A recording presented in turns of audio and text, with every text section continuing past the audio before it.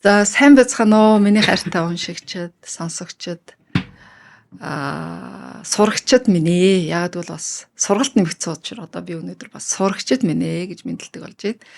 За миний энэ явуулж байгаа подкастыг сонсдог зөндөө хүлээдэг уншигч, сонсогчид зөндөө байгаа. Тэгээд сонсож байгаагүй хүмүүс байвал манай подкастын нэр 528 DNA гэсэн нэртэй Баясгалан гэрэл гэдэг подкастаар YouTube хаягаар дамжаа явагдаж байгаа подкастууд, цуврал подкастууд явагддаг.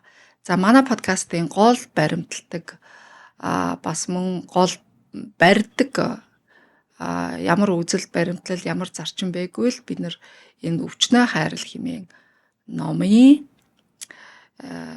тухай номыг задалж, бусдад ойлгуулж, түгээж, сурталчилж яваа ийм подкастууд байдаг. За өмнө нь бол 18-9 подкастууд орсон байгаа.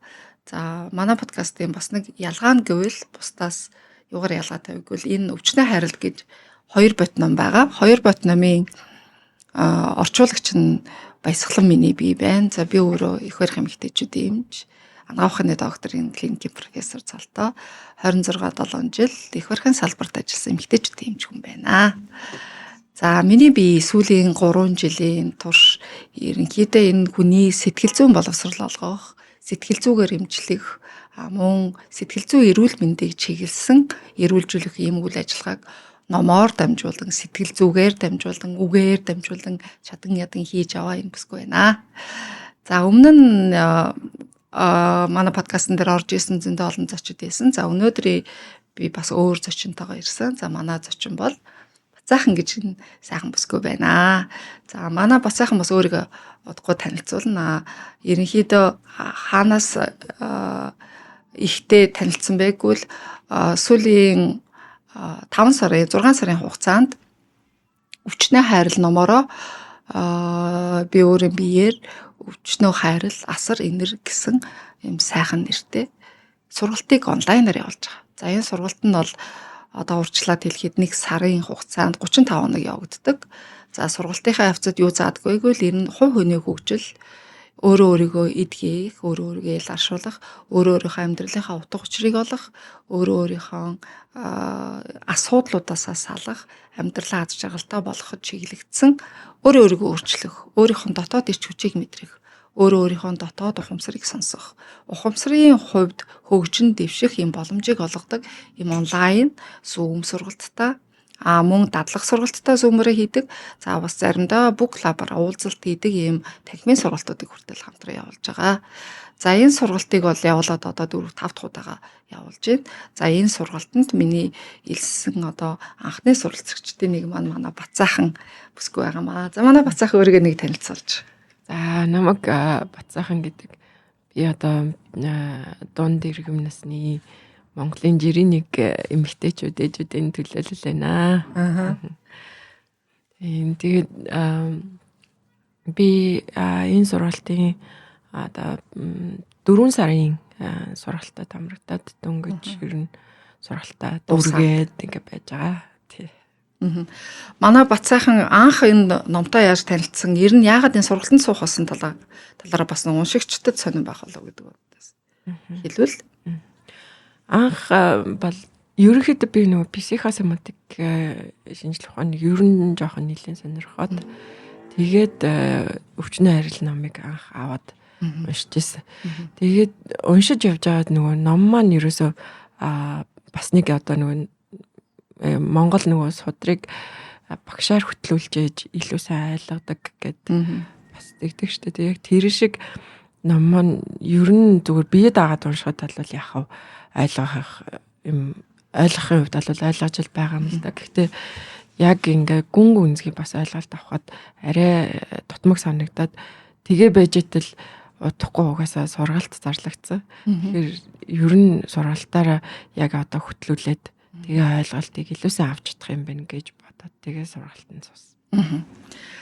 Тэгээд Бацаахан маань энэ номтой бол баг хэдэн сарын ч өмнө танилцсан юм шиг байгаа. Тэгэхээр ер нь ингэж анханасаа номтойгоо танилцаад тэгээд аажуудаа энэ сургалтанд орж ирсэн хүмүүс олон байгаад байгаа. Тэгээ би өнөөдөр бол ер нь сургалтын талаар биш. Энэ сургалт ер нь ямар өгөөж өгж байгаа юм бэ? Бусдад ер нь ямар нэмэртэй байна вэ гэдэг талаас нь тайлбарлахын тулд ойлголт өгөхийн тулд бас энэ суралцагч нараа оролцуулж байгаамаа. За ер нь энэ сургалт яагаад хэрэгтэй байгаа юм? Энэ ном ер нь утга учир нь юунд байгаад байгаа юм бэ гэдгийг би нэг товчхон тайлбарлах гэж оролдъё. За өмнө подкастууд дээр бол ерөөсөө энэ номон дээр ордог, гардаг сөрөг сэтгэл хөдлөлтийн талаар маш их ярьсан. За хамгийн сүүлд бол үзээ ядалт хорсол зэг үзлэр дууссан санагдаж байна. За төрөмгийн байдлаар төрөмгийн зан чанарын тухай яриад дууссан байгаа.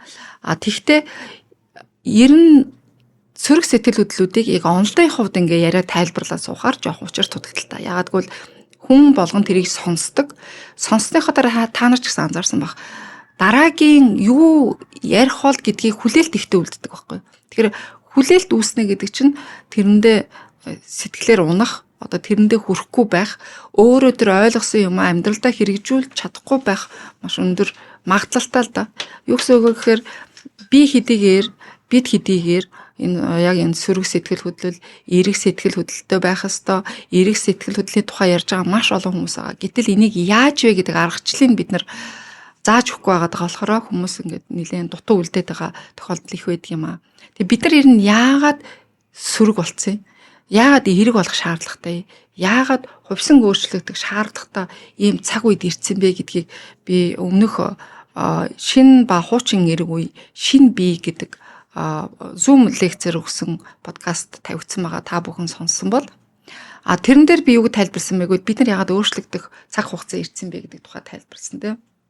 Тэн дээр юу гэж байгаа гэхээр бид нар өмнө нь ямар эрен үед амьдарч ирсэн. Тэр эрен үе бол одоо хуучин 20 дугаар зуун бол тэр чигээр ёс зүйн эрен үе байжээ. Биднээс маш их ёс суртахуун нэгдэг, маш их юм хайрцагласан одоо сүүлийн үед их яриад байгаа матриксийн сэтгэл юу гэдэг лээ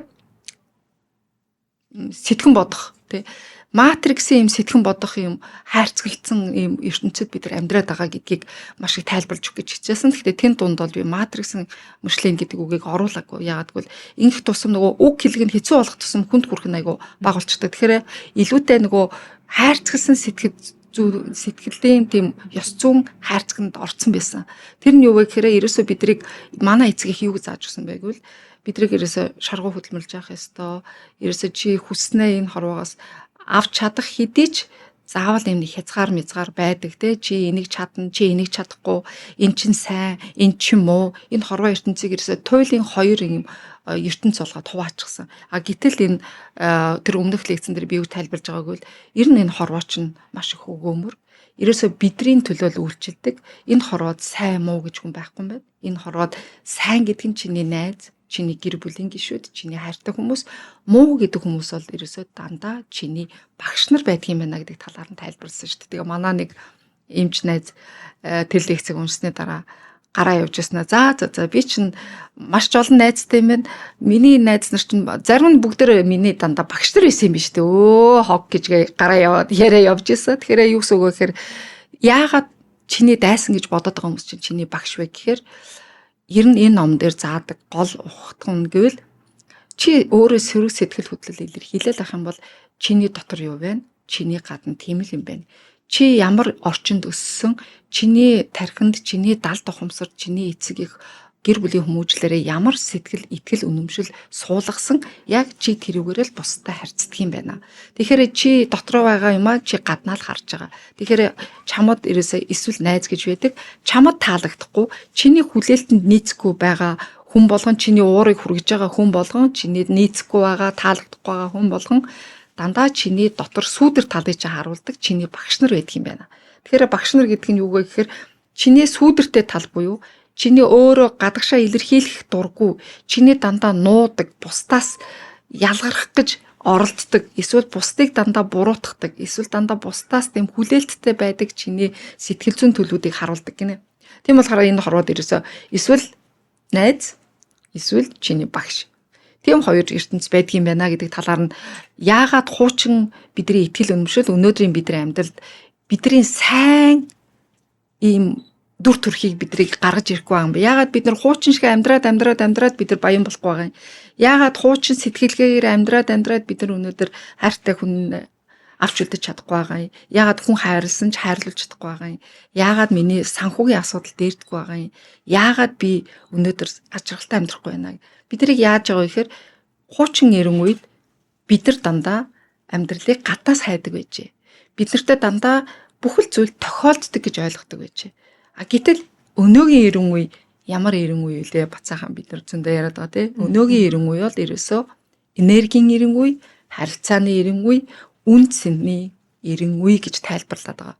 Юу гэсэн үг вэ гэхээр өнөөгийн нийгэм бол энергийн нийгэм гэдгийг дэлхийн нийтээрээ шинжлэх ухаан байтугай баталчлаа. Юу гэсэн үг вэ гэхээр хүний 0.1099% нь тэр чигээрээ энерги юм байна. Гэтэл бидний чамааг намайг харж байгаа энэ бодит бие махбод маань ерөөсөө л бидний 0.0001% нь болж таарсан. Тэгэхээр бид нар ийм энерги буюу явуулын генератор байтал бид нар энэ энерги асар буруу юм зарцуулдаг, алддаг, гээдэг, хуримтлуулж чаддгүй юм байна.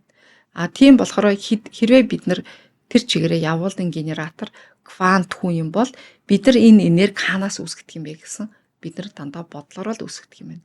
Сүүлийн үед маш их нь бодол биелдэгэ, бодол ухамсар анхдагчаа гэж ярьдаг болсон. Энийг ч гэсэн хүмүүс одоо бүр хангалттай сонсож байгаа тий. Одоо бүр залхатлаа. За тийм ээ, тийм бодол биелдэг. Тэгтээ би чадахгүй байна. Бодлоо удирдах чадахгүй тэгээ би яах юм бэ? Ингэж их асуудаг. Тэгэхээр бодлоо удирдахын тулд тодорхой арга аргачлал бас байгаад байна л да. Тэгэхээр энэ арга аргачлалуудыг ерөөсөл юмд хандах хандлагаа өөрчлөх хэрэгтэй. Юмд өгөх дүгнэлтээ өөрчлөх хэрэгтэй юм байна л да бид нар. Жишээлбэл би уурлахыг хүсэж байгаа бол альва зүйлийн хорвоод хоёр зүйлээр хандах хэрэгтэй гинэ. Эсвэл энэ хорвоод бүх юм байгаа болсон зүйл бол зүгээр факт байна. Одоо жишээлбэл ямар жишээ авах вэ? Жишээлбэл нэг хүнтэй муудалцчлаа. За муудалцаад хэрэлцээд зөндөө юм болоод дууслаа. Энэ юу болсон гэхээр энэ бол факт гэхгүй тий. Болцсон юм болоод дуусчлаа. За энэнд хандж байгаа миний хандлага чиний хандлага ямар байх вэ гэхээр өөрийнхөө өнцгөөс тэр болсон хэрүүл маргааныг тайлбарлаж байна тий. Энийг болохоор интерпретац буюу тайлбарлаж байгаа оролдог гэдэг байгаа байхгүй. Тэгэхээр бид нэр альва зүйл энэ хорвоо ерөөсөө ямар ч үнэлэмжгүй юм байна. Үнэлгээ өгдөг биш тий. Энэ хорвоод болж байгаа бүх юмд хэн үнэлгээ өгдөг вэ гэхээр хүн өөрөө л үнэлгээ өгдөг юм. Өөрөө ямар үнэлгээ өгнө тэрнээс нь шалтгаалж л тэр амьдрал нь өөрт нь ад жаргал өгч гинэ үү, тэр хэрүүл маргааныг улам өдөөж гинэ үү гэдгээс л хамаардаг юм байна. Тэгэхээр бид нэр үнэлгээ өгж байгаа юм чинь энэ үнэлгээгөө эргээр өгье л та. Заавал хэрвээ хүнтэй ууралцаад хэрэлдмээр санагдвал маш их сургалтын дээр заадаг зүйлгүй л стоп крана татах хэрэгтэй. Стоп крана татаад 10 секунд бодоод үзэх хэрэгтэй юм байна. Би яагаад ууралж байна? Энэ миний уурлах зүйл мөн үү?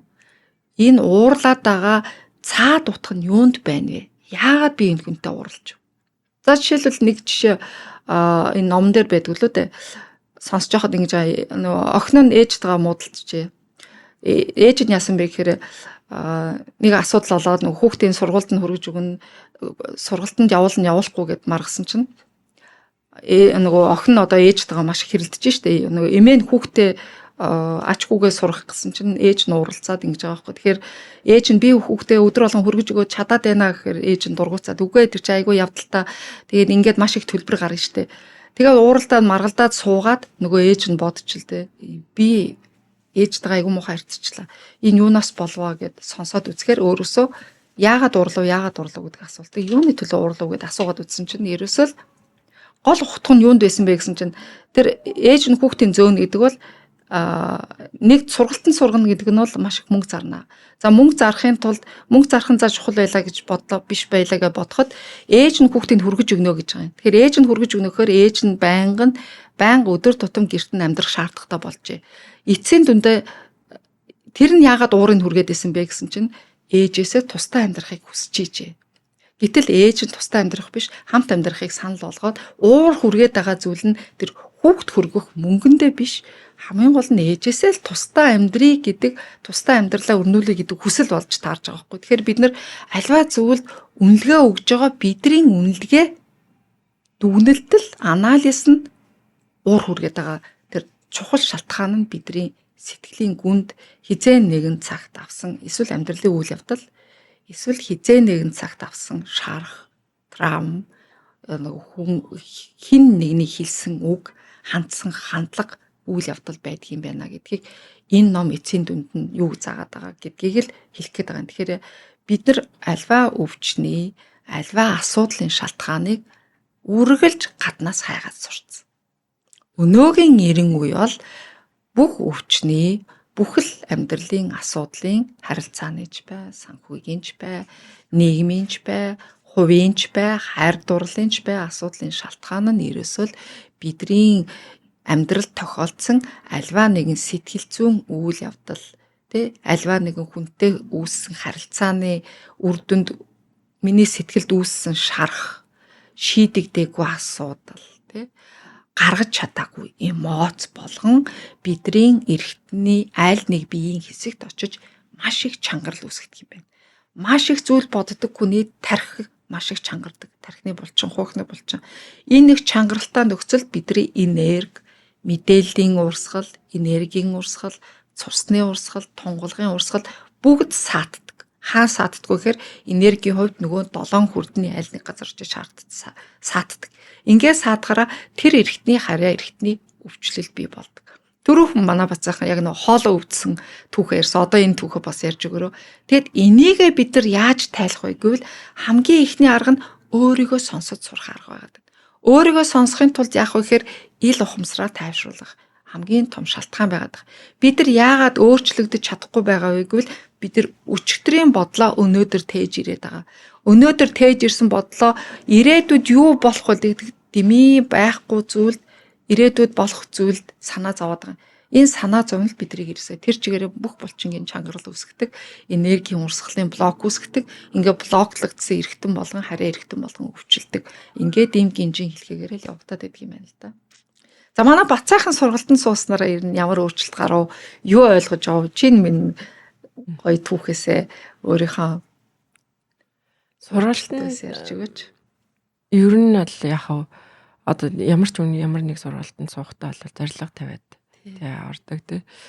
Хүлээлттэй бас ордог тий. Сурчих юмсан гэдэг тийм хүлээлттэйгээр орж байгаа. Тэгэхээр яг номны маань нэр болохоор нөгөө өвчнөө хайрал гэдэг. Гэтэл анх ингээд хүмүүс харахтаа болохоор их сонин нэртэй гэдэг тэгж ойлгодог. Гэтэл яг нөгөө сургалт зарлагдахад бол сургалтын агуулга дотор маш олон юм тайлбарлсан байгаа байхгүй. Одоо өөрийгөө ойлгож сурна тэгэл өвчин бол яг зөвхөн нэг хэсэг нь байгаа байхгүй. Амьдралынхаа утга учирыг олгох гэдэг юм ийм олон юм байсан. Тэгээ миний ер нь энэ сургалтнаас би нэг олоод аваад гарандаа гэж одоо өөртөө тавьсан зорилго маань болохоор ерөөхдөө амьдралынхаа утга учирыг л ойлгохыг тийм зорилго тавьж орж ирсэн. Тэгтэл нөгөө сургалтын явцад бүр ингээд эсрэгээр үйл явдал өрнөд өөр бодлоод явсан. Тэгээ яасан гэхээр яг эрүүл мэндийн асуудлын хувьд гэхээр надад бол нэг тийм айхтар эрүүл мэндийн асуудал ер нь бол ахгүй би ч удаа эрүүл мэндээ өөрийгөө олвол тэгжэл бодож. Тэгэнгүүт яг за надад байгаа ганц асуудал маань болохоор ер нь нэг бууж өгдөггүй жингийн асуудал байгаа гэд. Тэгээд сургалтын явцад бол ерөөхдөө өөртөө байгаа асуудлуудынхаа бас утга цаана ямар утга учир байгаа шалтгаан байгааг ойлгох олох тийм одоо техникүүдийг сурдаг. Тэгэхээр нөгөө техникүүдээ ингээд ашиглаад одоо тэр шалтгаанаа ингээ хайх явцад надад бүр шал өөр юм гараад ирсэн. Тэгэх ёстой. Өөр юм гарч ирсэн. Тэгээ тэр нь юу байсан бэ гэхээр тэгэхээр нөгөө одоо будаггүй жингийн маань тэр асуудал шалтгаан гэхэд л одоо бамбан өвчин гараад ирж байгаа жишээтэй. Тэгээ тэрийг яг энэ аргачлал техникүүдээ ашиглаад хийгээд одоо үндсэндээ тэр шалтгаанаа олсон гэсэн үг. Шалтгаан гэдэг дандаа хин нэгний хэлсэн үг, үйлдэл дандаа тийм үйл явцууд байсан тий. Ерөөсөө нөгөө өвчний шалтгаан өвчин байгаагүй. Тийм тэгээд бас тийм нөгөө санаатаа санандгүй те хин нэгний хэлсэн үг одоо тархин цуусан бодол те тийм байсан. Ерөөсөө суудсан тийм тэгээ харилдаггүй нэг тийм бараг кодлогдсон шахуу үзэл болчихсон тийм байсан. Тийм одоо шалтгаануудаа ер нь бол яг сургалтын явцад ойлгож олж авсан.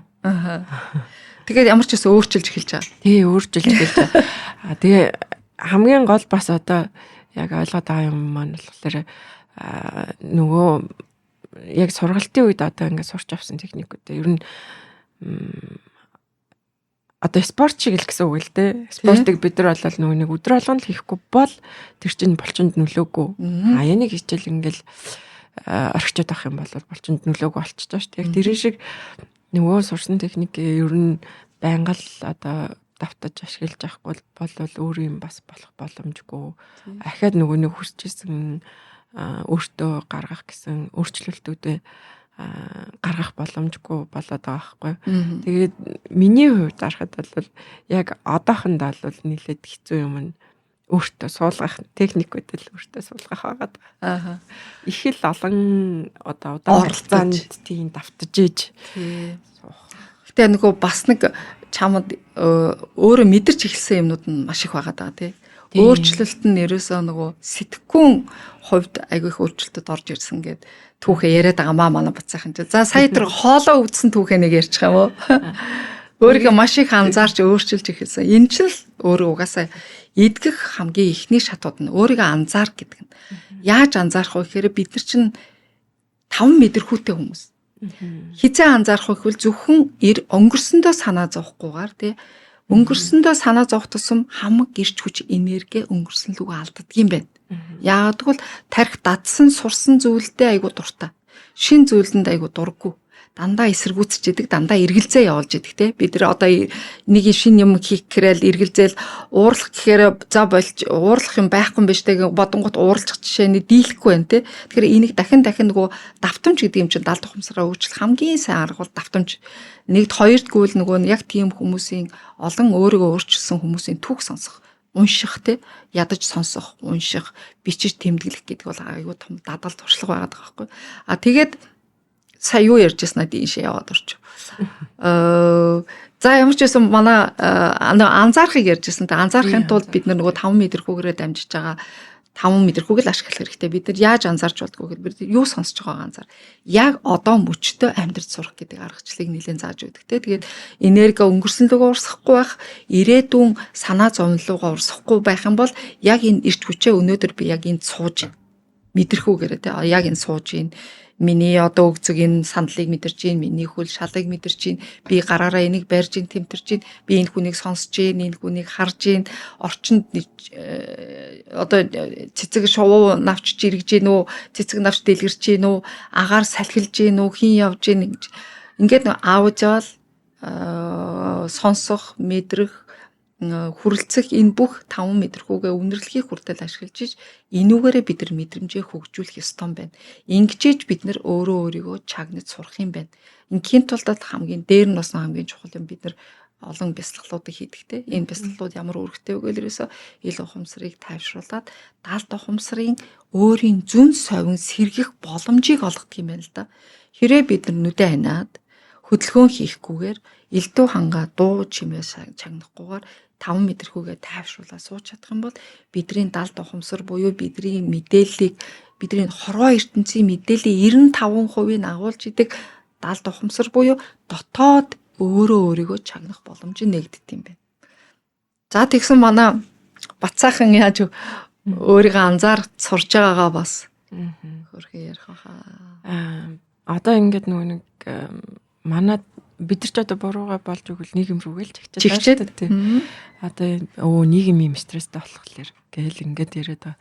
Тэгтэл яг нийгэм угаасаа яг стресстэй юм байгаа. Тэгэнгүүт ингээ харахаар манай монголчуудын нийтлэг юм нэг гаргаж байгаа зам бол ерөөсөө ямарваа нэгэн үйл явдал хариу урвал үзүүлэхтэй шууд уурлах. Хөтөн ингээл уурлал хариу үзүүлж. Зам дээр жишээ нь бид нар одоо ингээл харахад хоорондоо Тэгээ шууд л хэрэгцүүлж байгаа байхгүй тий.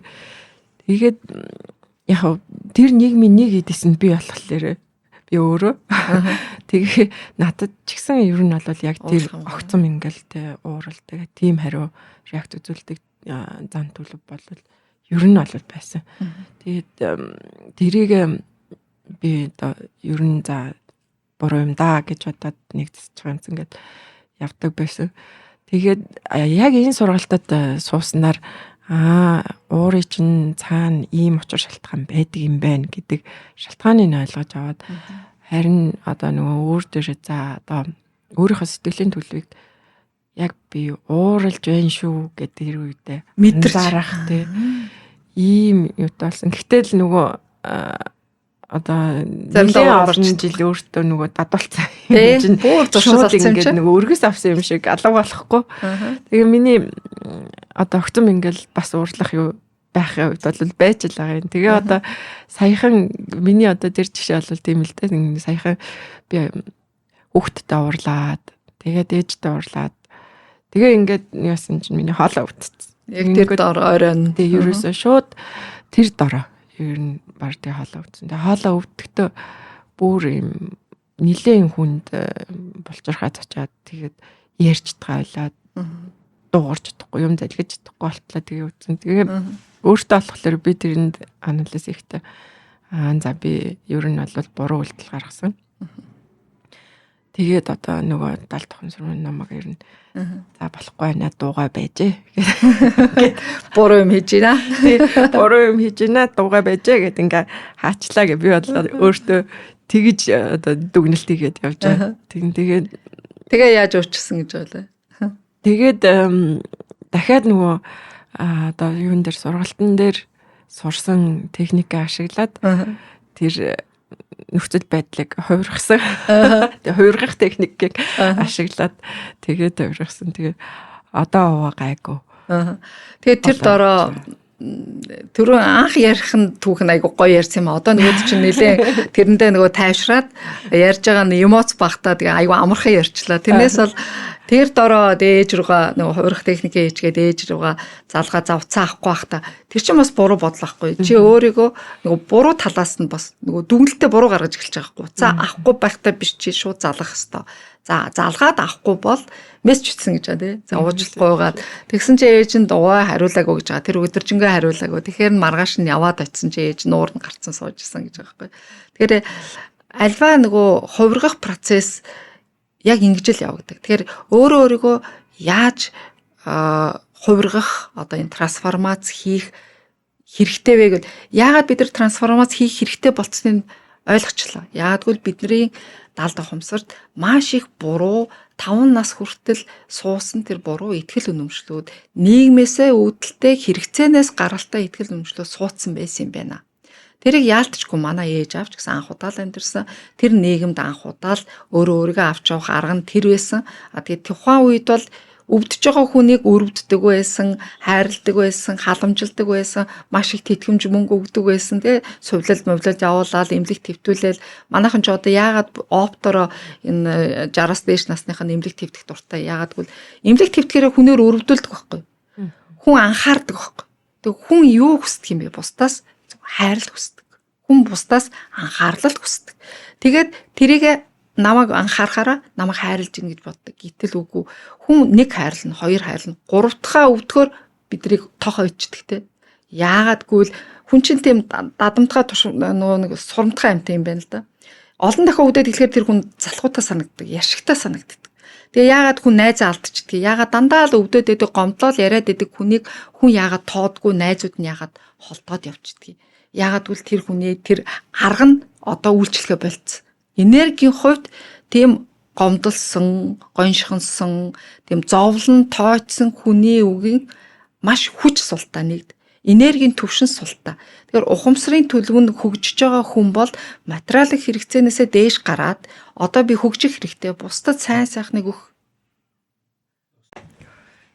За сая тасарчлаа. Тэгээд түрүүн ярьжсэнчлэн бид нар яагаад өөрчлөгдөх ёстой, яагаад трансформац гэж энэ ухагтхан ойлголт ерөөсөө дэлхийд даяар ороод ирсэн бэ гэд. Яагаад гэвэл бидний өмнөх 90 үед бидний тархинд суусан тэр буруу итгэл үнэмшлүүд өнөөдөр үйлчлэгээ болцсон байна. Өнөөдөр яагадгүй энэ энергийн эренгүйд ерөөсөө хүн гэдэг матер чинь ерөөсөө тэр чигээрээ явуулан энерги ялгаруулж идэх юм байна.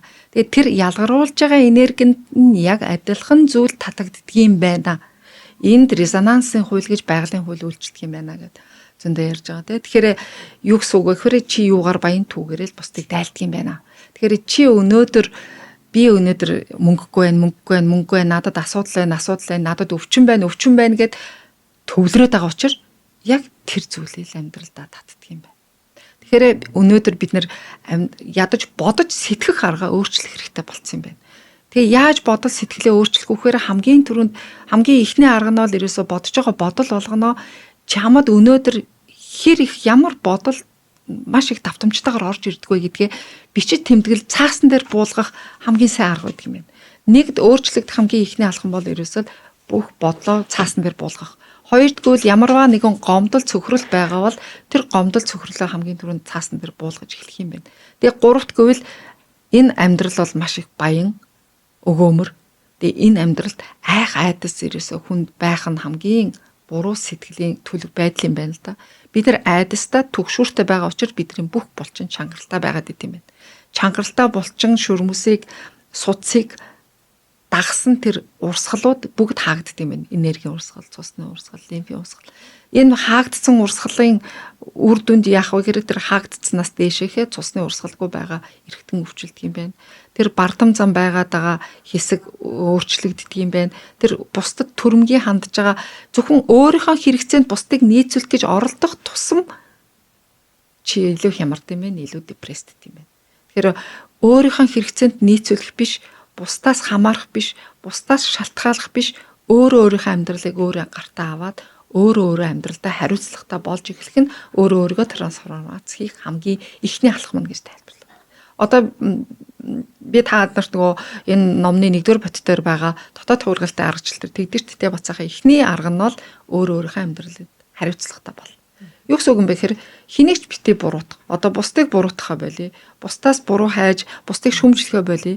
Бусад миний асуудал, миний л асуудал. Би өөрөө энэ асуудлыг үүсгэсэн, энэ өвчнийг ч гэсэн би өөрөө үүсгэсэн гэдгээ ойлгож аваад яг үнэ нөгөө хохирогч сэтгэхгүйнээсээ салах хэрэгтэй болчиход байгаа юм.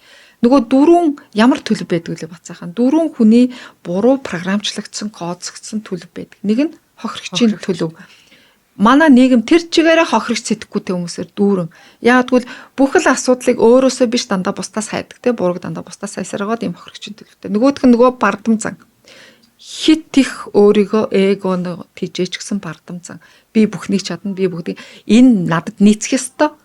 Бусад надад нийцэж амьдрах ёстой, би бүхнийг чадна гэдэг ойлголт. Нөгөөх нь нөгөө энэний эсрэг нь юу илээ? Нөгөө хүүхд зан. Тэ төлөвшөөгүй бай. Хүн яавал төлөвшөх юм бэ? Амьдралдаа хариуцлагатай. Би миний хийж байгаа бүхэн миний л өөрийн хариуцлагын асуудал.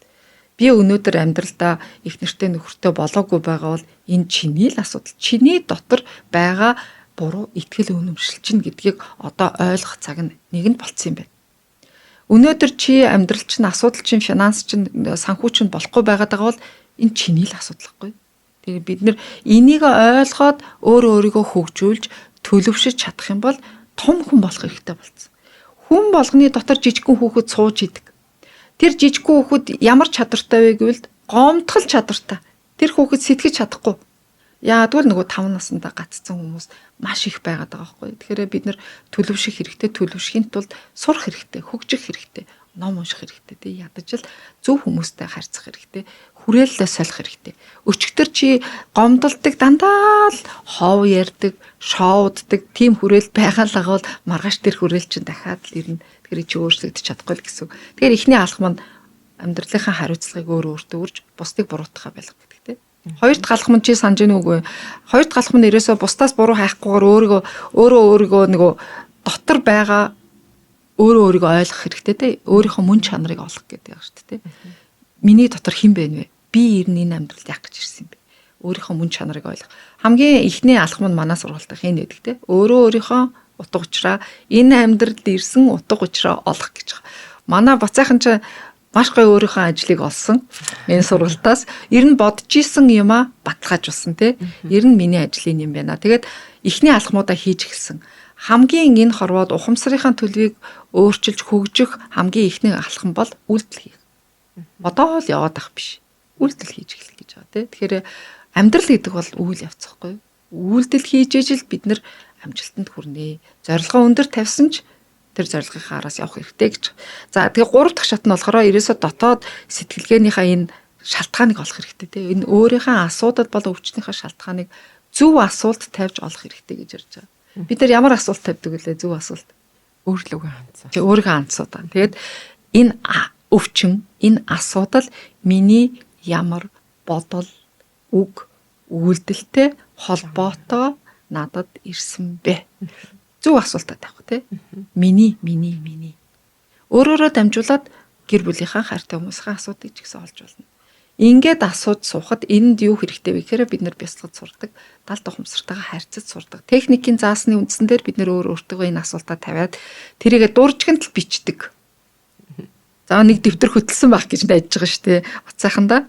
За тэгээд бид нар алхмаа ойлгоцсон нөгөө асуултаа асуугаад яг энэ шалтгаанууд нь гарч ирдэг. Маш их сөрөг сэтгэл хөдлөлүүд гарч ирдэг тий. Тэгсэн байна, ингэсэн байна, гомдомтгоо, ууртаа, уцаартаа. Энэ бүх гарч ирээд энэ бүхний эерэг тал нь юу байсан бэ гэж дараагийн алхам. Альва сэтгэл хөдлөл хоёр талтай. Үргэлж хоёр талтай. Заавал нэг сайн талтай. Одоо энэ номон дээр ч гэсэн дандаа сайн талын заадаг тий. Тэгэхээр чиний уурлаад байгаа асуудлын цаад сайн тал нь юу вэ гэдгээ заавал гаргаж явах хэрэгтэй. Сайн талаа гаргаад ирсэн юм чинь энэ гаргаж ирсэн шалтгаан болгондоо энэ гаргаж ирэх шалтгаан гарч ирэхээр нэг хүн гарч ирдэг байхгүй юу? Нэг харилцаа гарч ирдэг, нэг үг гарч ирдэг те. Мянган олон үйл явдлууд араасаа цувраад бүр хэлхээтэй гинжин холбоотойгоор гарч ирдэг. За тэнгуү тэр гарч ирсэн асуудал болгоны ард байгаа хүн үйл явдалд дандаа талархлаа илэрхийлдэг. Эерэг талыг нь харчлаа. Тэгээд талархлаа илэрхийлдэг. Ингээд талархлаа илэрхийлж байгаа хүний сэтгэл хүнд муу санд чаддаггүй тий. Бид нар ууралж чаддаггүй. Бид нар талархлаа илэрхийлж байгаа үед асар их ад жаргалын даавар ялгарч идэг юм байна. Энэ ад жаргалын даавар биднийг хаашаа хөтэлдэг вэ гэхээр ад жаргал руу л хөтэлдэг нь ойлгомжтой. Тэгэхээр талархлаа илэрхийлээд харин хамгийн сүүлийн шатуудад бид нар яадгүй гэхээр шин зан төлөв буюу шин зуршил суулгаж эхэлдэг тий. Тэгэхээр уурлахын оронд чи одоо жишээлбэл сая ээжтэй хүүдээ уурлсны дараа хоолоо өвдөд ингээд юу ойлгоод энэ уурлах гэдэг зан төлөвөө юугаар солиул зүгээр юм шиг санагдсан. Шин төлөв байдал оруулж ирэх хэрэгтэй. Тэгэхээр бүхнийг чи хайраа илэрхийлж эхэлсэн шүү дээ.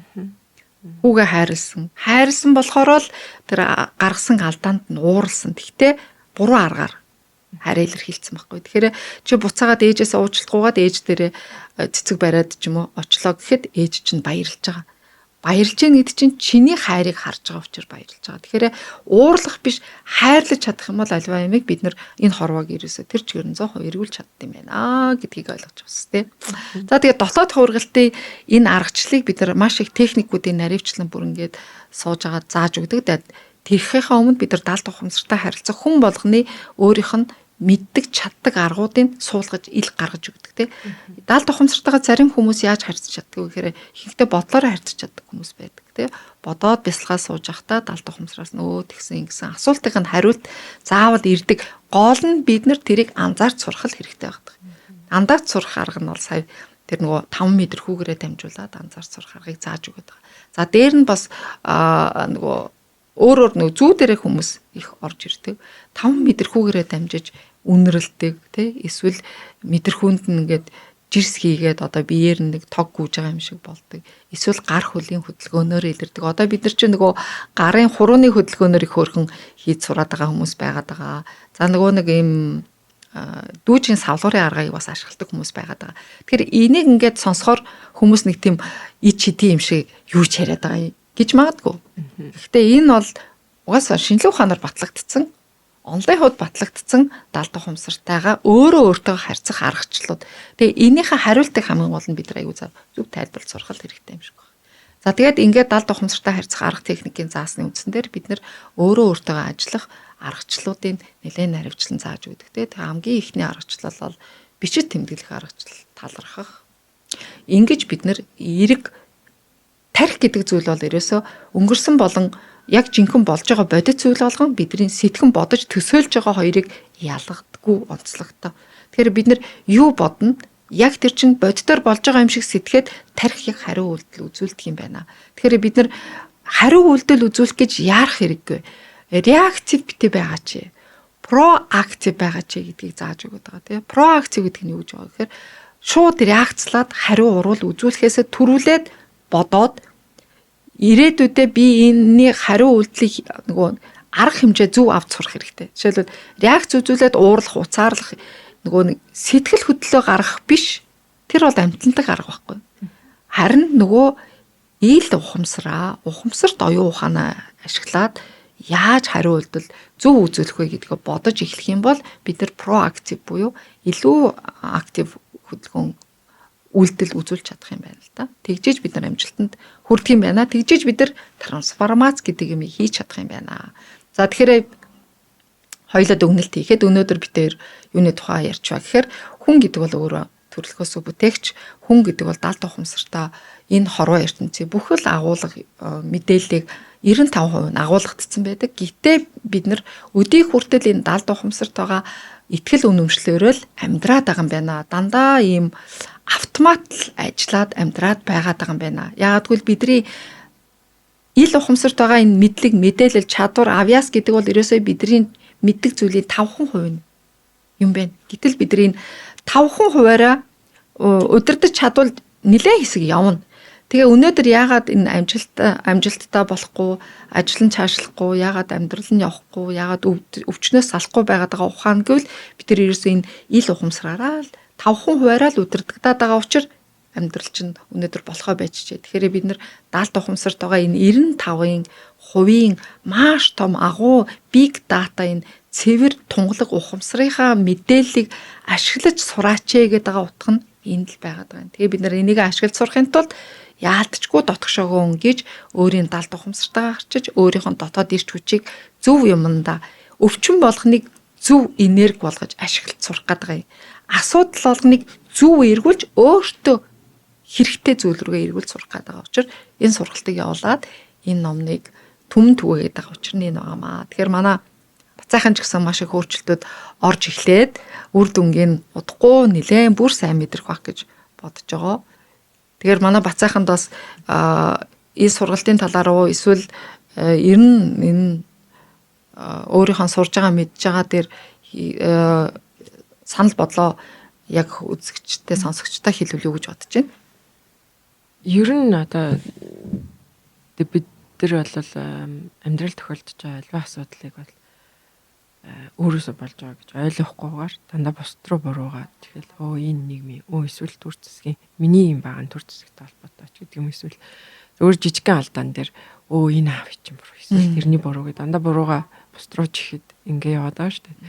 Тэгэхээр тэр сэтгэхүйг ер нь өөрчлөхөд бидэнтэй тохиолдож байгаа асуудал болгоны ард миний нэг одоо зан чанар эсвэл надтай л ерөөсөө байгаа шалтгаан нь байгаа гэдгийг энэ сургалтанд ер нь суугаад ойлгож аавна. Шалтгаан одоо өөрөөсөө хайх, тэ өөртөө ажиллах тэр одоо өөртөө танилцах. Ер нь бол өөртөө танилцах тэр аргуудыг эндээс сурах боломжтой. Нэг тийм рекламны пауз шиг юм болчихлоо. Тэгээ ямар ч байсан өөрөө өөрчлөгдөх боломж бол энд асар их байгаа шүү гэдг нь л аягүй чухал тийм. Өөрийгөө л одоо бид нар чинь бусдыг яг одоо юу гэдэг залуудаа бусдыг өөрчилж байна. Тэгээ бид нар хүүхдээ ингэж сургана, хүүхдээ тим болгож өсгөн ч гэдэг юм хамгийн наазахын жишээ. Тэгэл одоо өөр юу байдгийг нөхрөө өөрчилнө, эхнэрээ өөрчилнө гэл ингээл өөрчилнө гэл бид нар боддог байсан бол гэтэл бид нар хэнийг ч өөрчилж чадахгүй. Яг хэнийг өөрчилөх үү гэхээр зөвхөн өөрийгөө л өөрчилж чадна. Өөрийгөө өөрчилж чадвал бусад чамайг дагаад өөрчлөгдөх боломжтой. Тэр хизээч битгий хянаж болохгүй зүйлийг хянах гэж оролдороо гэдэг хамгийн чухал үг байгаа. Хянаж болохгүй зүйлийг хянах гэж оролцсноос болоод хүн амьдралдаа маш их түгшүүр айдастай амьдрдаг юм байна. Түгшүүр айдас болгон ардаасаа заавал өмчлөх сэтгэлгээг дагуулж идэг. Өмчлсөн зүйлээ хүн дандаа алдхаасаа айждаг. Ингээд тойрог дотор эргэлдээд байдаг учраас хүн асуудлаасаа гарч чаддгүй юм. Тэгэхээр бүх зүйлд үнэнч үнэн шударга жинхэнэ биегээрээ оршиж чадах юм бол өөрийгөө бүрэн хувиргаж өөрчилж чадах боломж байгаа гэдгийг манай бацаахан бас аягүй хөргөжлээ, баярлаа. За тэгээ манай бацаахан бол сурсаар л яваа. Үргэлжлүүлэн өөрчлөгцөөр л яваа. Тэгэл алхан тутамдаа өөрчлөгдсөн түүхээсээ надад дандаа байнга сэтгэлдээ хилээд явж идэгий. Тэгээ манай маш мундаг бүсгүй байгаа. Одоо удахгүй бас өөрийнхөө чиглэлээрээ хоол зүйчээ өргөжлүүлж өөрийнхөө сонирхлоороо өөрийнхөө сурсан мэдснээ амьдралд хэрэгжүүлэх гээд явж байгаа юм мундаг бүсгүй байгаа. За тэгээд бас нөгөө хоол зүйнийхээ сургалтыг йогтой хослуулж байгаа энэ хамгийн зөв аргачлалаар явж байгаа шүү. Тэгэхээр хорвоо ертөнц яагаад биднийг йог хий, яагаад бясалгал хий, яагаад зөв хоолол, зөв энерги, зөв газараасаа ав гэдэг байгаагүй л хүн гэдэг чинь өөрөө тэр чигээрээ бүхэлдээ бараг энерги гэдэг утгаараа тайлбарлах гэж хичээгээд байгаа шүү. Энийг ухамсарлан ойлгосон хүмүүсүүд нь олон байна. Ойлгоогүй нь тэрнээс ч олон байгаа нь жоохон аргаслалтай байна. За тэгээд сүүлд гаргасан шинэ номоо тайлбарлаад тэгээд дуусгая гэж бодож байна. За хүсэл зоригийн хүч хэмээн шинэ номоо саяхан орчуулад гаргасан байгаа. За энэ номны автор нь дахиад манай энэ өвчнөө хайрал номын автор Синельников автор байгаа. За энэ ном бол яг өвчнөө хайрал номын үргэлжлэл бол биш шинэ ном. Гэхдээ утга нь бол яг л ялгаагүй. Даалт ухамсараа ашиглаж чадах юм бол бид нар энэ хорвоогоос хүссэн болгоноо авч чаддаг техникийг бас л заасан байгаа. Тэгэхээр хүсснээ яаж авах ёстой юм бэ гэдгийг энэ номны ачаар та бүхэн олж аваарай гэж би та бүхэнд уриалж байна. Номын дэлгүүрүүдээр байгаа, хүргэлцтэй байгаа. За тэгээд Facebook дагаад явж байгаа, YouTube хаягаа дагаад явж байгаа хүмүүст бол энэ номыг олж уншихад боломж өндөр байгаа. За тэгээд номны гол санаа бол ерөөсөө бид нар чинь буруу төсөөлдөг юм байлээ. Хүслээ буруу шивнэдэг юм байлээ. Өөрөө энэ хүсэл дотроо оршихгүйгээр бид нар юмыг хүсдэг юм байл. Гол нууц нь л энд байгаад байгаа шүү. За тэгээд номоо тайлбарлалчлаа. За өнөөдрийн манай подкастт миний хайртай сурагч Бацаахан маань хүрэлцэн ирж урилгыг хүлээж аваад хүрэлцэн ирээд өөрийнхөө өөрчлөгдөж байгаа түүхээс өөрт нь нэмэр болсон энэ туршлагаасаа бусдаа хуваалцсанд маш их талархлаа. За тэгээд цаашдаа олон подкастуудад бас хамт оролцохоо яагаад гэвэл манай Бацаахнаас бас өөрчлөлтүүд нэлээд хүлээгдэж байгаа. Өөрөө хийгээд эхэлсэн явж байгаа. Тэгэхээр хүн өөрийгөө л өөрчилдөг юм.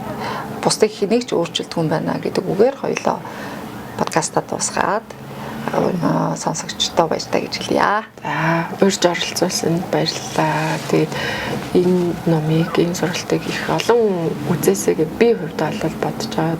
Тэгээд үзээд хүмүүс аль болох өөрийгөө өөрчлөөсэй гэж бодож байгаа. Бид нар одоо нэг бие засаг гэрээ засаг гэдэг шиг эхлээл ер нь бол өөрийгөө өөрчилж ижил энэ нийгэм маань тэр чигтээ хүн болгон л өөрийгөө өөрчлөө чадах юм бол тэмүүлээд авах юм бол энэ нийгэм маань тэр чигтээ сайхан өөрчлөлт болно. Яг. За энэ ерөөлөөр бүгд эрүүл саруул энэ тунх өөрчлөгдөж ирээдүйн аз жаргалынхаа төлөө бүгд тэмүүлэлтэй аз жаргалтай амьдрах болтугай. Баяртай.